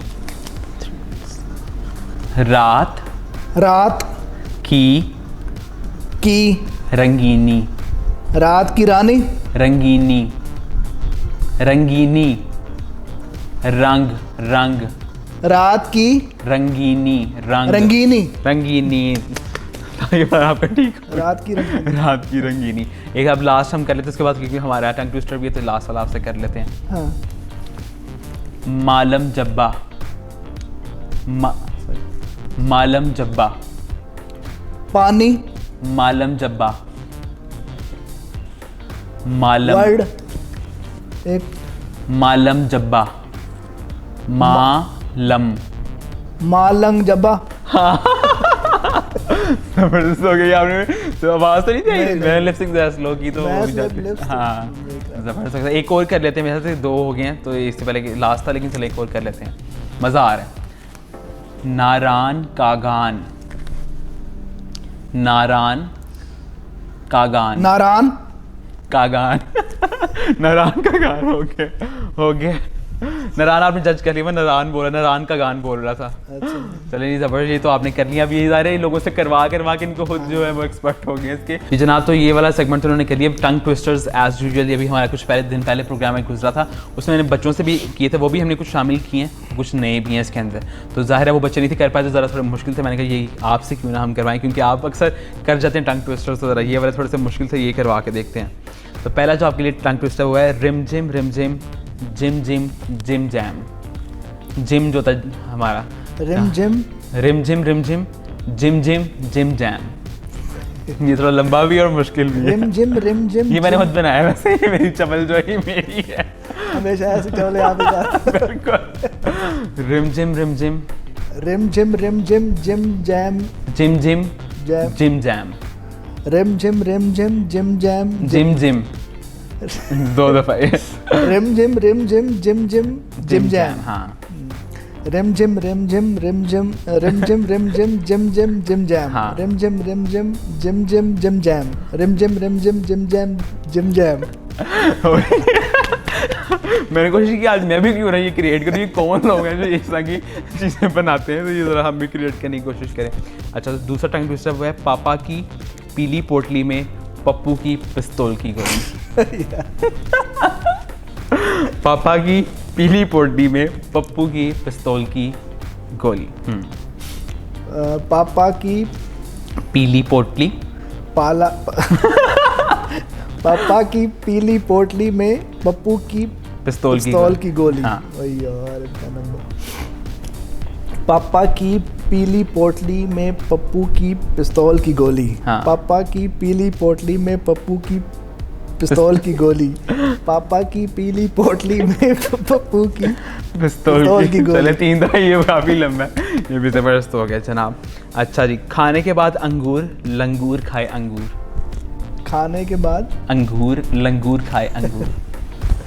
वैसे हम भी खाते हैं खाने के बाद अक्सर, लेकिन हमारे लिए नहीं। खाने के बाद अंगूर लंगूर खाए अंगूर। खाने के बाद अंगूर लंगूर खाए अंगूर। खाने के बाद अंगूर लंगूर खाए अंगूर। खाने के बाद अंगूर लंगूर खाए अंगूर। खाने के बाद अंगूर खाए खाने के बाद लंगूर। शुक्र है कोई तो गलत हुआ। जबरदस्त हो गया। अब लास्ट एक कर लेते हैं, ये है लग लग कहो तो ना लगे। ये वो था जो उनसे लिखा हो पाया पिछले शोज में। लग लग कहो तो ना लगे, मत लग कहो तो लग जाए। यार कहाँ से ढूंढ रहा लोगों के चुराए। लग लग कहो तो ना लगे, मत लग कहो तो लग जाए। लग लग ये वो लीचर लोग हैं। लग लग कहो तो ना लगे, मत लग कहो तो लग जाए। हाँ।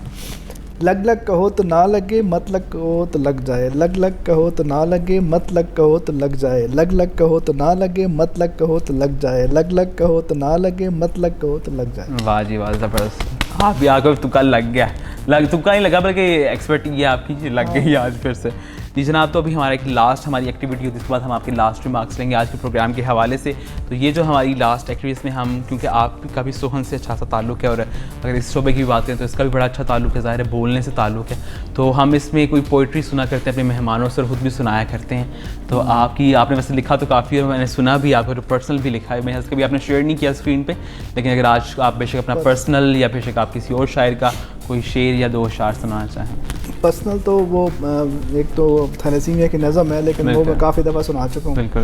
और 1-2 हैं, लेकिन मुझे जो पर्सनल वैसे पसंद है शेर, वो मिला तो सदियों बाद भी मेरे लब पे कोई गिला न था।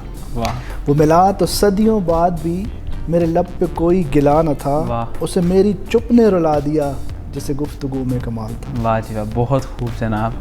जिसके साथ हम भी अपना एक शेर शामिल कर लेते हैं। मैं लास्ट प्रोग्राम में भी कहते फिर मैं चुप कर गया। आपने तो जो शेर था वो तो आपको ज़ुबानी याद था, लेकिन मुझे ये दरअसल मैंने भी हाल ही में कल ही एक सोशल मीडिया ऐप पे पढ़ा था, तो मैंने कहा ये मैं याद तो अभी मुझे नहीं हो पाया, ऊपर से देख के पढ़ लेते हैं। तो शेर जो 2 अशार थे, कुछ यूँ थे, पता नहीं अब ये किस शायर के हैं, लेकिन रिलेटेबल अपने से कोई रिलेट कर सकता है इसको। दस्ते विरा में कहीं कुटिया बसाए हुए लोग, दस्ते विरा में कहीं कुटिया बसाए हुए लोग, देख किस हाल में रहते हैं सताए हुए लोग। मैं तो हंस हंस कर इसी बात पे रो देता, मैं तो हंस हंस कर इसी बात पे रो देता हूँ। मुझसे रूठे हुए रहते हैं मनाए हुए लोग, मुझसे रूठे हुए रहते हैं मनाए हुए लोग। और इसी के साथ एंड करें अपने आज के प्रोग्राम का। यकीनन आप लोगों ने पसंद किया होगा। सर लास्ट पे कोई रिमार्क्स देना चाहिए आज के प्रोग्राम के हवाले से, और ये जो आज हमने थोड़ा सा अंदाज़ बदला था अपना, इसके बारे में क्या कहेंगे? लास्ट रिमार्क्स मेरा ख्याल है आज के प्रोग्राम के हवाले से यही है कि खुश रहें, खुशियाँ बाँटें और दूसरों के लिए आसानियाँ पैदा करें, और हमेशा अपनी सोच को पॉजिटिव रखें। और अगर आप जो चीज़ अपने लिए चाहते हैं, जिसमें आप कंफर्टेबल फील करते हैं, वो ही चीज़ लोगों के लिए, दूसरों के लिए भी सोचें। तो यही मेरा ख्याल है कि ये छोटे से चंद जुमलों में पूरी ज़िंदगी का एक ज़ाब्ता है। बिल्कुल। बहुत शुक्रिया सर आपके वक्त का, और आपने वक्त निकाला और आज का आप अपनी तशरीफ़ लाए यहाँ प्रोग्राम में। लेकिन बड़ा मज़ा आया, ये तमाम बातें करके मुझे जान के अच्छा लगा। लेकिन अब ये कुछ राज जो मुझे तो पहले भी मालूम थे, लेकिन मुझे अब उम्मीद है कि सारे लोगों को मालूम होंगे, और लेकिन जो लोगों के ज़हन में सवाल थे वो भी उनके क्लियर हो गए। अभी ऐसे बहुत से सवालात थे जो मैं करना चाहता था, लेकिन वो आप लोग भी सुन रहे हैं तो इसलिए वो ज़रा मैंने अमिट कर दिए। मैंने ये कहा कि ये ना हो ज़ाहिर जो हमारे साथ थे, आज वक्त ये नेक्स्ट टाइम हमें वक्त ही ना दें। तो जी जनाब, इसी के साथ आज के प्रोग्राम का अख्ताम करेंगे। जो सर की बात है उसको सेकंड करूंगा। इससे पहले सेकंड करूं तो ये जो सरप्राइज़ था वो अनाउंस कर दूं कि हम लोग आपके लिए, क्योंकि आप लोगों का रिस्पांस दिन ब दिन अच्छा होता जा रहा है, लोगों की जो इन्वॉल्वमेंट है देखने को मिल रही है, और जैसा कि हम पब्लिक में जाते हैं, अभी तो काफ़ी कम हुआ कनेक्शन बनना, पब्लिक में जाते हैं लोग काफ़ी अच्छा रिस्पॉन्स देते हैं, और वो आपसे मिलना और वो आप लोगों का फीडबैक सुनना हमारे लिए, लेकिन सारी मेहनत के बाद हमें कह लें वो पैसे वसूली असल में वही होती है। तो सरप्राइज़ ये था कि हम आप लोगों के लिए ला रहे एंटरटेनमेंट से भरा हुआ एक नया प्रोग्राम, जिसका नाम इंशाल्लाह कुछ ही दिन में आप लोग अपनी स्क्रीन पर देखेंगे। नाम हम अभी अनाउंस नहीं करते, क्या कर दें? एज विश कर दें। वैसे नाम है प्रोग्राम का मतंजन, और इसी तरह जिस तरह के रंगों से भरा होता है मतंजन में भी ये प्रोग्राम भी इसी तरह हो। लेकिन ये सरप्राइज़ है प्रोग्राम में क्या होगा और इसका मेज़बान कौन होगा, ये तमाम चीज़ें आपको पता चलेंगी कुछ ही दिनों में। आपकी स्क्रीन पर एक नए प्रोग्राम के साथ हाजिर होंगे, और आज के इस प्रोग्राम का यहाँ एहतमाम करूँगा और सर की बात को सेकंड करूँगा कि खुश रहें, खुशियाँ बांटें और खुशियाँ बांटने का सबब बने। इंशाल्लाह आपसे मुलाकात होगी एक नए प्रोग्राम के साथ। अल्लाह हाफ़िज़, अल्लाह ने के पान।